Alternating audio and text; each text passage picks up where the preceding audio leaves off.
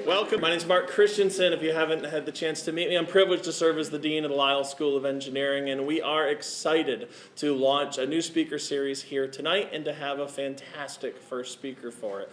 And so this speaker series is part of our new National Academy of Engineering Grand Challenge Scholars Program, and it's an opportunity for our students to really prepare themselves to go have maximum impact off in the world, both while they're here and in their careers thereafter. Good afternoon, everyone. My name is Manuela Murillo Sanchez, and I am the president of the Society of Hispanic Professional Engineers. And I have the honor of introducing our distinguished guest today, Mrs. Linda Hart. Linda Hart is vice chairman, president, and CEO of the Hart Group, Incorporated, a diversified group of companies involved in manufacturing and investments, and is the former vice chairman of the Center for Strategic and International Studies, a nonpartisan public policy research institution based in Washington, D.C. For 25 years, prior to joining her husband at the Hart Group in 1990, Ms. Hart was an attorney in private practice, specializing in corporate and securities law matters. She is the author of the treatise, Securities and Partnership Law for MLPs and Other Investment Limited Partnerships, and while continuing her legal practice in Dallas, Ms. Hart also served as outside consultant of the Securities and Exchanges Commission in Washington, D.C., and as visiting professor at the Stanford Law School, teaching third-year joint JD MBA students. She is former chairman of Imation Corporation and has served on numerous corporate and charitable law boards, including, inter alia, the SMU Dedman School of Law and Cox School of Business Executive Boards, SMU Hart Center for Engineering Leadership Board, and SMU Hart Global Leaders Forum. The University of Texas Southwestern Medical Center President's Advisory Board and its Executive Committee, and Southwestern Medical Foundation's Board of Trustees, as well as the Board of Visitors for the UT Southwestern Hospital and Clinics. She is former chairman and current ex officio member of the NYSE Legal Advisory Board and has been a member of the Duke University Terry Sanford Institute of Public Policy, is a member of the Dallas Symphony Association, former chairman, and the Dallas Opera Board. Ms. Hart is a member of the Committee of 200 and the Kennedy School of Government of Women's Leadership Board at Harvard University, and is past president of the International Women's Forum in Dallas. She is graduate of the University of Pittsburgh, cum laude, and the SMU Dedman School of Law. She and her husband, Mr. Mitch Hart, have supported several initiatives at SMU that advance the university's priorities and facilitate scholarship, research, and leadership opportunities for students, including our very own Hart Center for Engineering Leadership here in Lyle. Today, she will give us a glimpse into her personal journey and lessons she has learned running successful businesses and leading a diverse array of organizations. Please help me welcome Mrs. Linda Hart with a round of applause.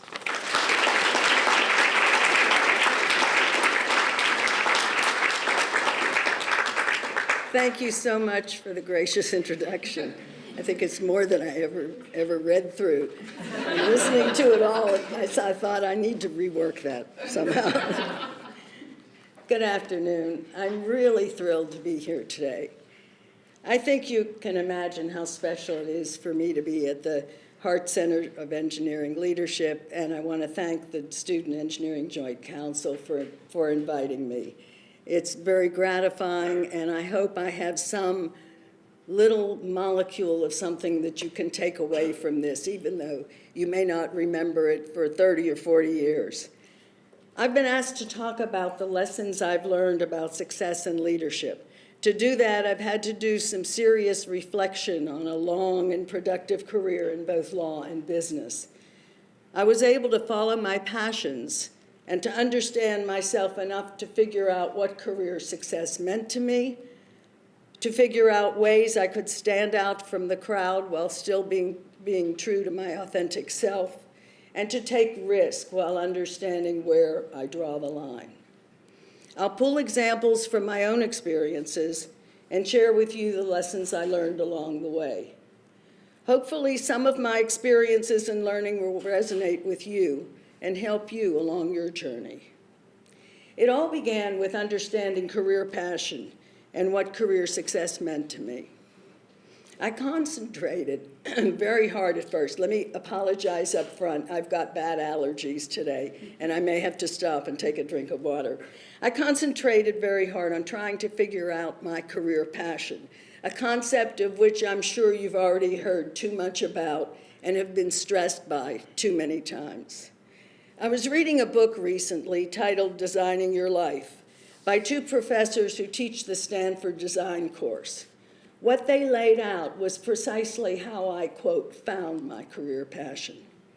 These professors believe that for many people, of which you'll see that I certainly was one, passion comes after you try something, discover that you like it, and think you can develop mastery at it, not before.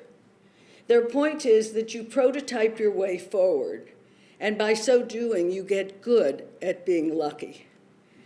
I went to law school and became a lawyer without any plan whatsoever. I picked up my best friend's career plans when he was killed in an automobile accident immediately after law school. But once I started practicing, I was seduced, yes, strange as it sounds for me to say that, by the practice of corporate finance law. And at that time, from that time forward, I decided that this would be the area that would drive my innate need to excel. It didn't hurt that at the time I was one of the very few women in the country practicing in that specialty. But while standing out had its advantages, it most certainly had its disadvantages. My first lesson, though, had to do with the importance of career passion.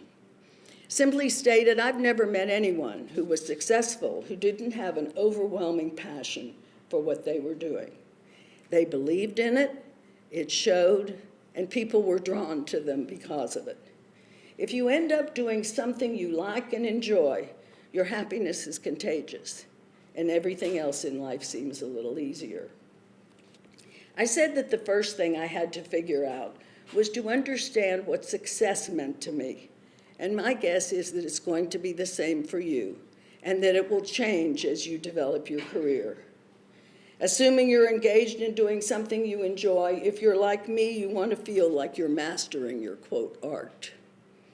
No matter what kind of organization I've been in or where I worked, my first goal has always been to find out what's going on and what's valued in that organization.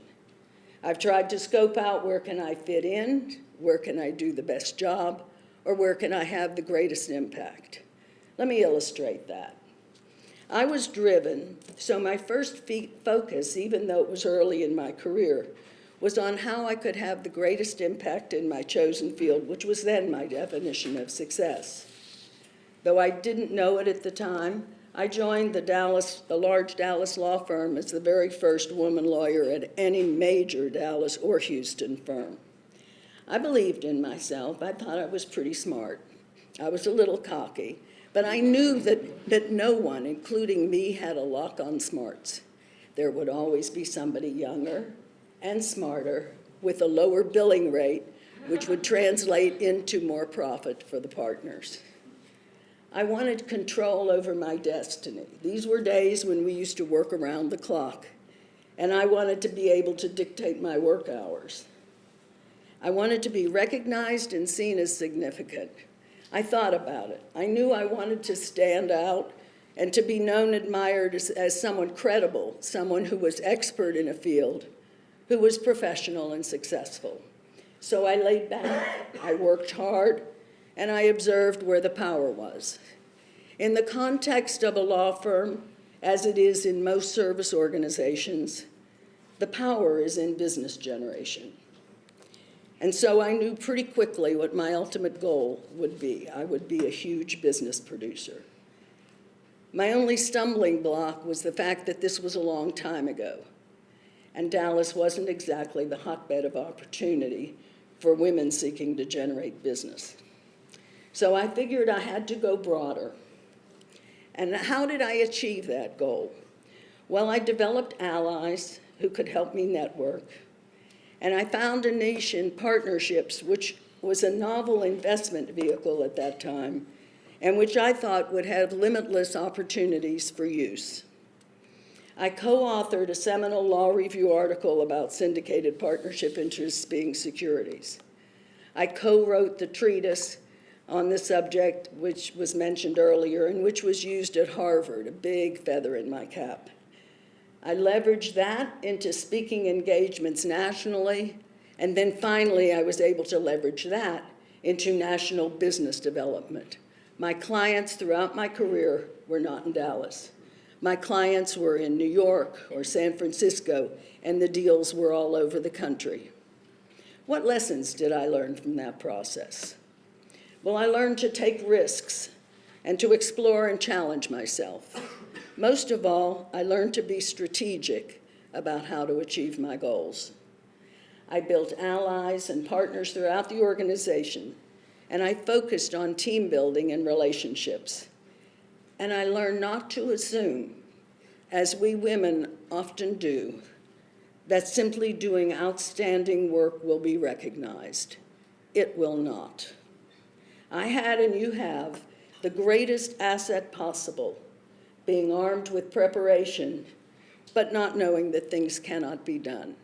It's amazing what you can accomplish if you simply don't think it can't. As a young lawyer, I needed to find ways to be noticed in a positive way, and how I was going to stand, and how to stand out from the crowd. I had found my career passion, and I thought I understood what success meant to me, but I was also aware that no matter what I was doing in my chosen field, I was probably going to always be part of a team. The question then became figuring out how I could rise above the crowd and stand out, how I could be taken seriously as a young lawyer and taken seriously as a leader and project competence and authority. Few examples of what I did. I was in large group meetings a lot. They were going public transactions, mergers, acquisitions, bankruptcies, and I'd be the youngest lawyer and the only woman in the room usually. So I'd listen till the end of the meeting or the negotiating session, and then I'd be the one to clarify, to say, let me make sure I understand what we decided and I have it right. And people began to look to me for the last word. Incidentally, in that process, I also learned to be very careful about self-deprecation. People tend to believe it. Even in small settings with a supervisor, I would listen and then clarify, because what you think you heard may not be what somebody else thinks they said. I wrote things down, but I never implemented them until I clarified. What did I learn from these experiences? Well, in business as in life, there are two kinds of people: those who play to win and those who play not to lose. I wanted to be the former. I took measured risk. I always took myself seriously. If I didn't think anyone else would. I admit I was, and I still am, a rather intense and driven person, and I enjoy being that way. I don't make apologies for it. As Popeye said, I am what I am. I learned to understand myself, though, and to have faith in my strengths and be excited about new challenges, which I came to see as growing opportunities. I learned to complain if necessary, but always with suggested changes. When you're managing other people, as I've done for a long time over my career, I expected the same from them, and I still do. No one likes to have a series of problems dropped in his or her lap without the communicator at the same time suggesting some well-reasoned ways forward or some solutions that they think might be viable. I learned to get information and involve my coworkers, but not to be afraid to take decisions. I learned to take risks. I found that the best policy is to get all of the information and input you can within a reasonable time, decide, monitor the results, and change course if necessary. People are drawn to those who take a stand. I learned to be strategic, but also to project confidence without indecision or arrogance, and I learned to look the part. Before I left for work, for many years, I would look in the mirror and say, would I take this person seriously? Demeanor and poise, and yes, dress, are more important than you think. And while I wanted to stand out from the crowd, I also knew it was critical to maintain my own authenticity. I learned how important it is to understand yourself, to know your own leadership style, and not to try to be something you're not. For example, I'm what's referred to as an activator. Debate and discussion are important to me, but only action can make things happen.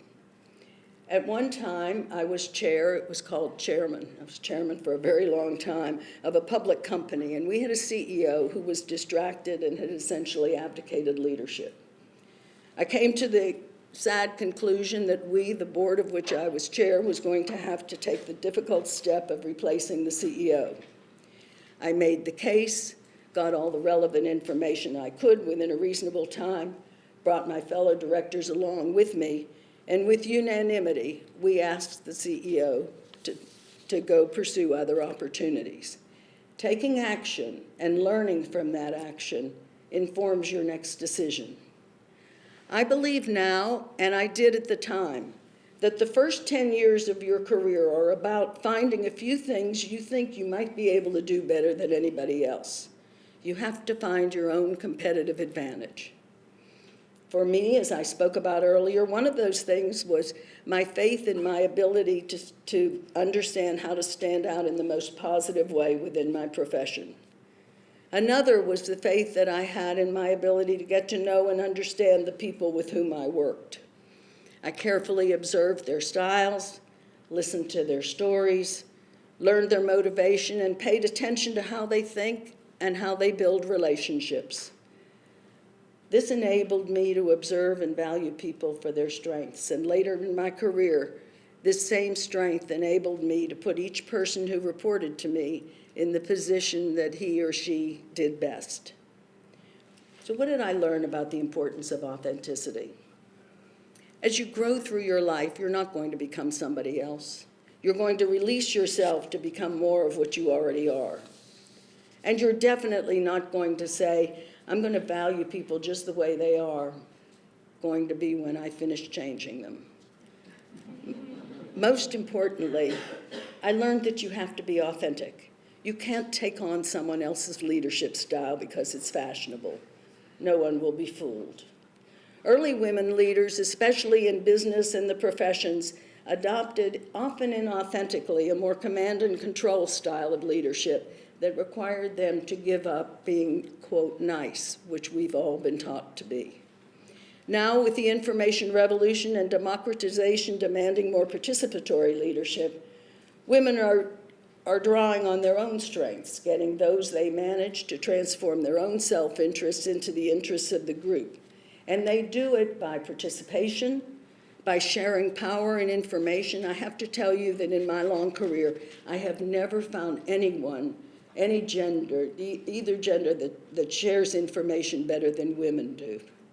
Enhancing other people's self-worth and generating excitement, all traits, frankly, that come naturally to women because that's how we've had to make our place. I learned that the best leadership style is that which was my own, and that depended, frankly, on the organization.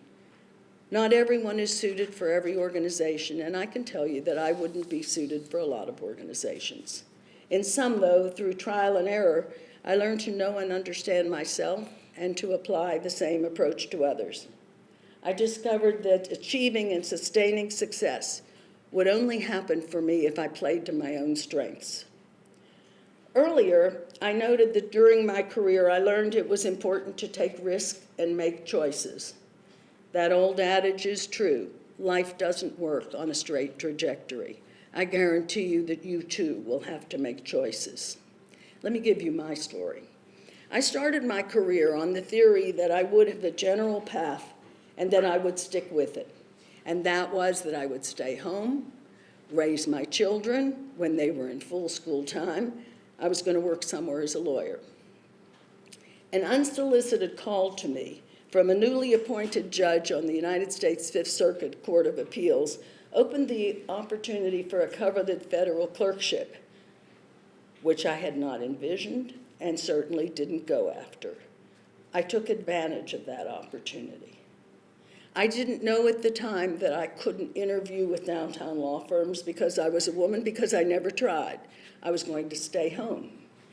I was offered a position later with a large downtown law firm, which again, I had not envisioned at that particular time and didn't go after, and I took advantage of that opportunity. One day, while I was sitting working at my desk, I received an unsolicited call from the dean of Stanford Law School, inviting me to spend 3 days a week for a semester teaching at Stanford Law School. He wanted me to teach third-year JD MBA students about partnerships and other business transactions. I would still be able to maintain my practice in Dallas. Logistically, I have to admit that that one was a really difficult choice for me because I had young children, but I took advantage of that opportunity as well. The same type of experience took me to Washington as an outside consultant to the Securities and Exchange Commission, again, while maintaining my practice in Dallas, and I took advantage of that opportunity. Just like the authors of Designing Your Life commented, I got good at being lucky. Finally, my career led to where I was running a company, which I found I had really been preparing for all along without really knowing about it. So what lessons did I learn about taking risk and making choices? To quote one of our great American philosophers, Yogi Berra, when you come to a fork in the road, take it. Well, I took a lot of forks and a lot of risk along the way. I learned that as a general rule, you don't make large decisions. You make a series of small decisions that often lead to big changes. And you create your own future out of the small decisions you make along the way. And I've really learned that it's not a good approach to say to yourself, but that's not what I had in mind. That's not where I was heading. I learned that when I faced a wall, I had to find a way around it. I was a single parent, and I wanted to be rewarded with adequate and what I considered fair compensation. But I was also a woman. A long time ago, law firms didn't think they needed to pay me as much as a man who generated the same amount of business. So when I faced that compensation wall, which I did 2 times, I sold my way into another firm and my business came with me. It was extremely risky, both financially and personally, and I knew it, but I simply wasn't willing to have my contributions devalued. So I zigzagged my way up. I knew that the best compensation I would ever get would be the comp I negotiated on the way in. Bottom line, though, I finally learned not to stress about a grand plan for my life, although I have to admit that along the way, I spent a lot of time stressing about and feeling guilty about a life I never wound up living. I mentioned earlier that there are 2 kinds of people, those who play to win and those who play not to lose. Whatever your choices, I found that it's necessary to choose a path, to take risk and not wait for the perfect situation, the perfect opportunity, or the perfect job offer. And it's never good to keep looking back and regretting the paths you didn't take. The most important part of any journey is to start and not wait for those perfect conditions. I believe that if you wait, you'll stand still. A few words about ethics. I obviously believe that taking risk and making choices is important, but I also know that it's equally important to understand where you draw the line. I would urge all of you never to let anyone try to tell you that something is right or to give you any other reason to do something that's against your key values and beliefs. For example, twice I changed law firms as a result of ethical concerns. Before the advent of computers, we actually redlined documents using red pencils to mark the changes from one document to the next version of the document, a chore which generally fell to a young lawyer working the deal. Well, early in my career, I was working for a senior partner on a very large corporate merger, and the partner wanted me to leave out some of those red lines. I can still, to this day, hear him say, "That's why the other side pays their lawyers. Let them find it." I left that firm Not long after, the partner wouldn't distribute an accurately redlined version of the document. Another decision in the same vein emanated from ethical concerns involving my law firm suing my clients. The legal canons of ethics technically permit a law firm to sue its client if the matter involved in the lawsuit is not the same matter in which the firm represented the client previously. However, my client, a very large international insurance and brokerage firm, didn't see it that way. They didn't agree that it was ethical in the layman's sense of the word, or, quote, right, even though it may have been strictly technically legal to be sued by a firm it paid to represent it, and neither did I. I left that firm, and my clients left with me. Another incident involved the Dallas Symphony. In 2000, I was chair of the Dallas Symphony and led a $15 million project involving Nortel, EDS, Tamerlan McLean, and Hart Group. We developed the technology to stream worldwide all Dallas Symphony concerts and to isolate the sound of individual musicians, something which at that time had never been done by any orchestra. I discovered a pattern of deception and lying on the part of the executive director, who falsely promised us that he would support the ongoing effort and would support the chief operating officer, who we felt was necessary to run it, full well knowing that his support was a precondition to launch. Well, we launched, and we successfully launched the effort, and the executive director mistakenly thought that the launch would have the effect of irrevocably committing all of the partners. So he promptly caused the Dallas Symphony to breach its contract with the chief operating officer. Well, we and all the other financial and technical partners in unison withdrew and shut down the project. It was never again resurrected. My takeaways: it's your core values and beliefs that make you who you are. Compromise along the way is certainly expected, but if you compromise on your core beliefs, you'll be lost. I hope I've addressed my task today of speaking about the lessons I've learned about success and leadership in a way that might be meaningful to you. In so doing, I've tried to zero in on the whole notion of finding career passion and, most importantly, understanding what career success meant to me along the way. I've tried to focus in on the ways in which I was able to stand out from the crowd while still maintaining my authenticity. And I've talked about the importance of being willing to take risk while critically never forgetting where you draw the line. For me, preparing this talk required an interesting journey, reflecting on and dissecting my career from the standpoint of the lessons I learned along the way about leadership and success was really a fascinating process. At the time, I just lived my career day to day. Now I understand how strategic and coherent, but really very professionally and personally risky my journey was. I thank you for forcing me to make that journey, and thank you for your attention. I think we have time for a few questions. Do we?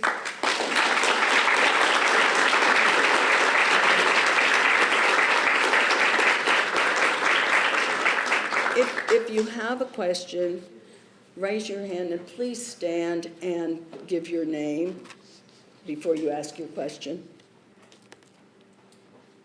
Yes? Bruce Snyder, can you talk a little bit more about your journey and your personal work-life balance and how you dealt with that? Yeah. I often said that I worked because if I didn't, I'd drive my children crazy. But I did everything at once, obviously, because I had children. I had one child while I was in law school, and one child while I was clerking. So, you know, it all rolled together. And the only way I found to do it for me was to operate on a sense of priorities.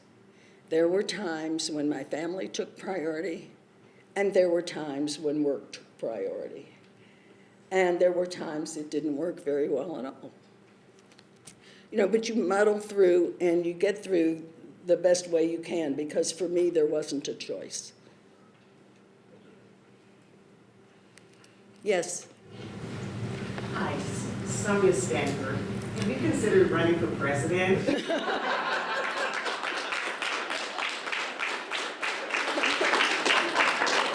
Thanks for the indirect compliment, but no, I don't suffer fools gladly. I'd never make it. Yes. Hi, my name is Dahlia. I had a question about how you dealt with being I'm sorry, how I dealt with what? how you dealt with being the only woman sometimes into the room and things like that. Well, you know, it was a plus and a minus. You're noticed, and that's why I made the comment I did about self-deprecation. I think when I started out, I would make comments out of nervousness or whatever, and I found people would believe them, and I stopped it right away. That's also why I learned to look the part, because I knew that all eyes would be on me. About 20 years into my practice, I got a call from a friend of mine, actually the one who co-authored the treatise with me. And he said, I had an experience today that taught me what it must have been like for you. He said, I was in a huge merger negotiation session, and the conference room had about 30 people in it, and I was the only man. He said, the lawyers, the investment bankers, the accountants, the corporate executives were all women. And he said, and everybody was looking at me. And he said, and all I could think of was, that's what it must have been like for you. But like I said, while it had its disadvantages, it certainly had advantages. Because if I could figure out a way to be noticed in a positive way, they would remember me. Yes, sir. Yeah, my name is Jim Webb, and as a pioneer, I know it's always tough to be the first person to go in and take the, move the realm and all those sorts of things, but there were others that were coming along, Harriet Myers comes to mind, other attorneys coming up in that realm, but did a support network ever come together in those early days? It came together many years later. It was quite a few years before there was another one. As a matter of fact, I was already a partner in a law firm when the Association of Women Law Students at SMU sued the downtown law firms for discrimination, and my firm was one of the firms that was being sued. But it was, now there's a wonderful support network, but now there are a lot of peers, and there are people who can and do help each other out. But while I was practicing, I didn't have that. I was able to mentor, I was able to give support to other people, but I never had that because there were people, after all, Sandra Day O'Connor was ahead of me. She was offered a job as librarian when she graduated first in her class from Stanford, and Ruth Bader Ginsburg couldn't get a job with a law firm because she was a woman. So, it was just a different time. Thank God we're away from that. Yes.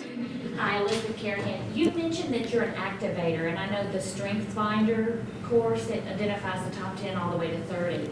And I know in schools and in different business programs and engineering programs, they're intentionally putting people with completely wide variety of strengths in a group and told to work together. Can you speak to that, and if that's part of your experience? No, it's not intentionally wasn't part of my experience. I think anytime you have a group of people together working on a project or working on a deal, you've got a whole bunch of people with different strengths. So you learn to deal with it, and I think that's why I trained myself and learned and read and did as much as I could to try to understand other people, because most of the people that you're going to encounter aren't carbon copies of yourself. And so you've got to figure out how they work, what means something to them, what resonates with them, how they make decisions. And but I've never been in a situation where I've been part of a group where people were trying to put people with different strengths together.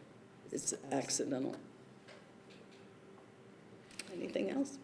Well, I think they have refreshments for, oh, We yes. talk about risk, so, and taking risk, but how do you assess risk? How do you measure and weigh and make that decision? Well, what I try to do is protect my downside. What I was not always able to do was know that in advance. When I when I left the first law firm, I made a decision to leave the first law firm and gave my notice, I didn't know what I was going to do. And that was extraordinarily risky, and frankly, looking back on it, pretty dumb. But I was able to, there was a group of guys who I went to law school with who were starting a firm, and which at the time, I mean, it's blown up since then, but for a long time, it was the hottest and biggest law firm in Dallas, and I joined them. There were 6 of them, and I was number 007 in the group. But I just always look at my downside, and when I can protect it, I do. There were times looking back on it that I wasn't able to, but I took the risk anyhow. I took the risk when I would face a compensation wall because I simply wasn't willing to be devalued.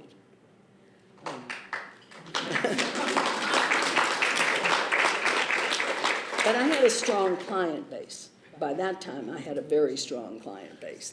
So, and I knew they would move with me. As long as I went to a reputable firm, I knew that my clients would work with me. So I guess my downside was really protected. I just had to find the firm. But I wound up twice for compensation reasons and twice for ethical reasons, changing law firms at a time when it was expected that you would join a law firm and stay at that firm until you retire. So what I was doing was shocking to a lot of people.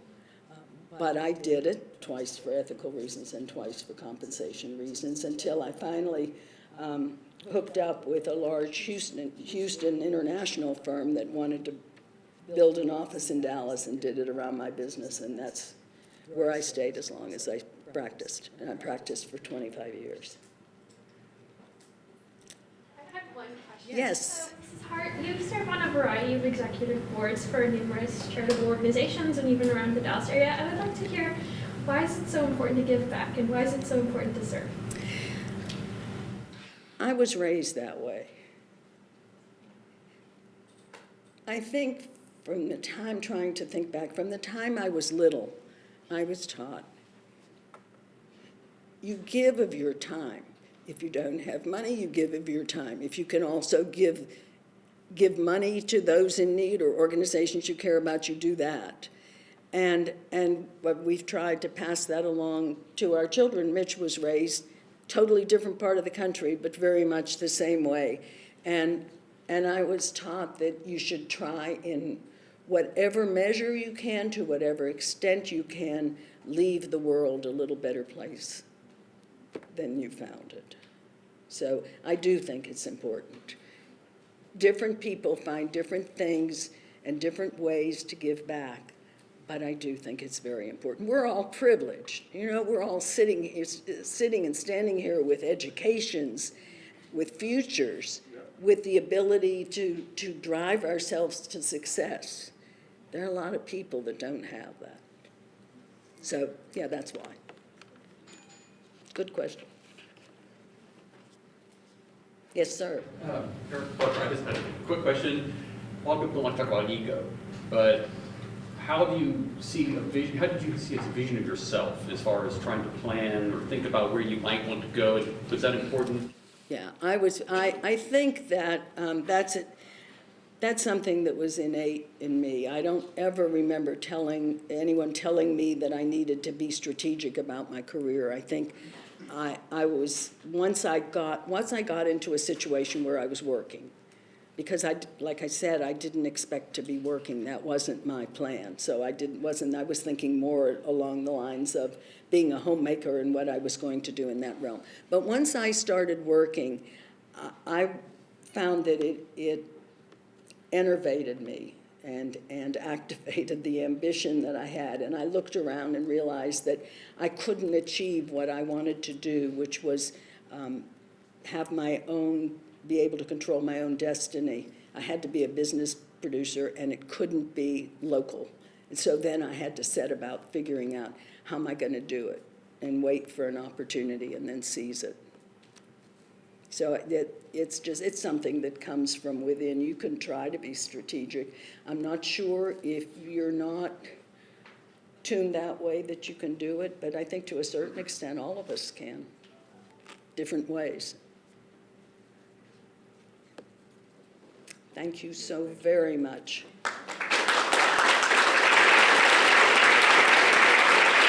Good afternoon, everyone. My name is Kennedy Woodard, and I'm the president of the National Society of Black Engineers. My name is Sanjoli Agarwal, and I'm the secretary of the Society of Women Engineers. Before we conclude our first Leadership at the Top series speaker event, I would like to thank our speaker, Mrs. Hart, for taking the time out of her busy schedule to share her life story with us. I, and I'm sure a lot of other people, aspire to demonstrate the same passion, determination, and leadership as she. Her support for the Hart Center has allowed us to thrive as a hub for leadership development and career growth.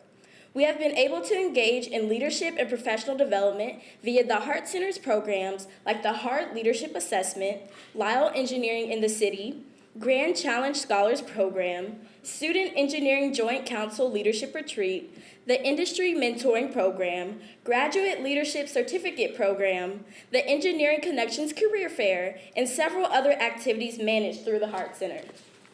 On behalf of the leaders of Lyle student organizations and all Lyle majors, thank you, Mrs. Hart and Mr. Hart, for your generosity.